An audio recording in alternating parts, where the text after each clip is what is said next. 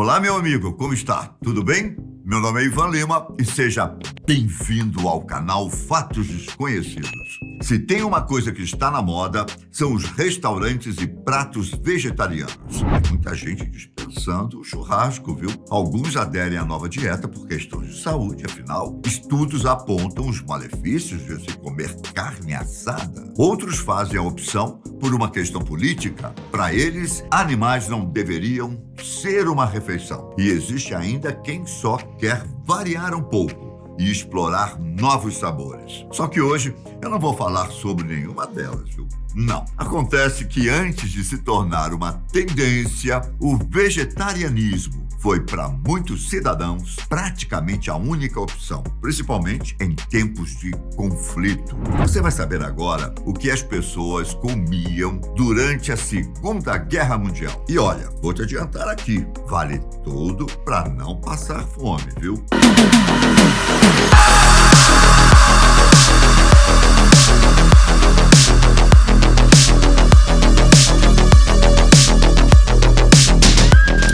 De longe, o maior conflito armado da história da humanidade foi o que aconteceu entre 1939 e 1945, a Segunda Guerra Mundial. Além dos milhões de soldados que foram mobilizados, a sociedade civil teve que dar seus pulos para sobreviver. Isso porque, logo que a disputa teve início, as autoridades do mundo inteiro perceberam que seria difícil prover o básico para todos. Os homens nos frontes de batalha precisavam estar bem alimentados para lutar e, por isso, recebiam a maior parte da comida, inclusive a carne. Tanto nos Estados Unidos quanto na Europa, foi imposto aos moradores um sistema rígido de racionamento, com a finalidade de prover para os combatentes tudo o que precisavam. E isso não era só em relação à comida, viu? Na verdade, além de refeições mais humildes, os americanos e europeus viveram uma situação de escassez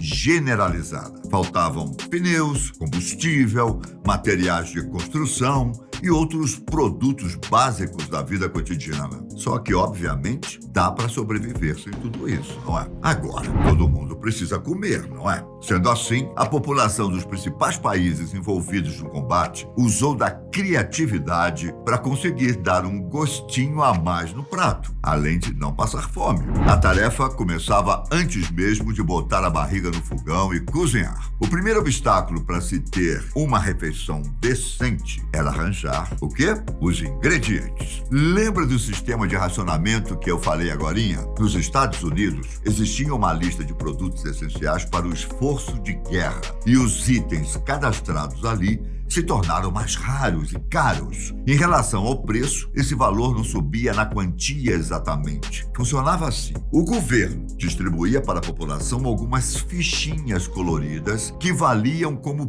pontos. Os habitantes usavam esses pontos e também dinheiro para comprarem alimentos. Por exemplo, o bacon. Antes da guerra, cerca de 500 gramas custavam em média 30 centavos. A partir do início do conflito, a mesma quantidade passou a valer esses mesmos 30 centavos e mais 7 pontos.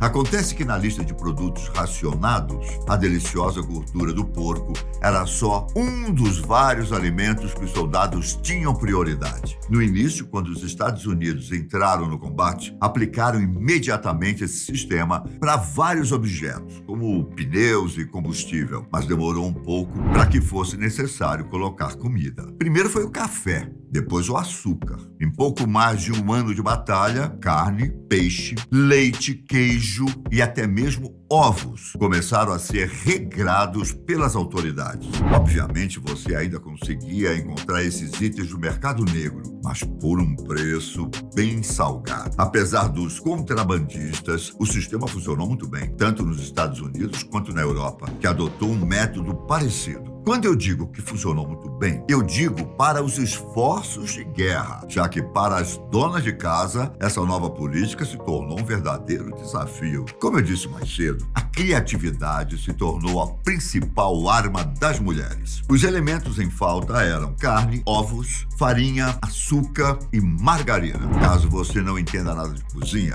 como eu, esses ingredientes são muito utilizados para se fazer bolo e pão, pelo menos os mais comuns. O leite, que também é essencial para a panificação, estava sendo controlado, porém ainda existia uma certa abundância, pelo menos se comparado a outros produtos. E por isso o leite e a manteiga se tornaram substitutos importantes nas receitas. Peguemos, por exemplo, o prato conhecido aqui no Brasil como pão de ló. Ele não é uma exclusividade da nossa terra. Na verdade, é mais antigo que a chegada dos europeus em solo brasileiro. Feito à base dos componentes que estavam racionados, a fórmula desse bolo teve que passar por algumas mudanças. A receita adaptada era feita com muito leite e manteiga. No entanto, praticamente sem açúcar. Eram comestíveis, só que perderam muito a maciez e o gosto. Para dar um tchan, como é dito por aí, os americanos utilizaram um produto que ainda era encontrado facilmente, a geleia. Hoje, esse hábito permanece no gosto daquele povo, uma lembrança da época de escassez. Agora, tanto o pão de ló como qualquer outro tipo de bolo são um lanchinho e não uma refeição de verdade. Em relação à carne, que era o item mais racionado de todos e muito requisitado pelos soldados nos campos de batalha,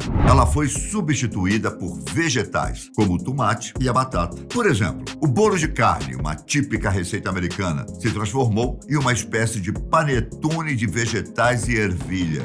E desses substitutos, o mais importante foi a batata, já que podia ser plantada em qualquer lugar. O purê, feito à base dela, se tornou uma espécie de ingrediente básico para muitas receitas. Talvez você saiba que para fazer essa pasta são necessários outros alimentos, que eu já falei aqui que eram racionados. No entanto, além da receita dessa iguaria ser alterada, cozinhar o purê era uma forma de fazer esses alimentos renderem mais. E para acompanhar a refeição, bastava adicionar qualquer coisa que você tivesse. Eu digo isso porque as sobras, mais do que todos os outros ingredientes, eram as principais complementações da refeição dos americanos. Restos de vegetais, tomates, batatas, enfim, qualquer coisa que estivesse sobrando. Não dava para negar nada. A guerra também foi responsável para dar um empurrãozinho a algumas empresas do ramo alimentício nos Estados Unidos. Tudo teve início com a dificuldade de enviar alimentos perecíveis para longe na Europa. Muitos carregamentos lotados de comida chegavam apodrecidos ao destino. Motivados por isso, alguns químicos criaram substâncias que prolongavam a validade desses itens, chamados de sais de fusão. Quando misturados, por exemplo, com queijo, os sais atrasavam o processo de deterioração. E o resultado dessa mistura é algo que muita gente ama até hoje: os salgadinhos de queijo, como os Cheetos. Sim, esse tipo de tranqueira, como a gente diz, foi criada para alimentar soldados americanos. Bem, mesmo tendo mudado a dieta, fato é que, para os americanos, esse período nebuloso foi mais tranquilo do que para os europeus. A guerra foi travada longe de seu território e, por isso, embora a maior parte da comida estivesse sendo direcionada para os soldados, ainda havia o suficiente para todo mundo. Agora peguemos, por exemplo, a Polônia. Quase 25% da população foi dizimada pelos nazistas.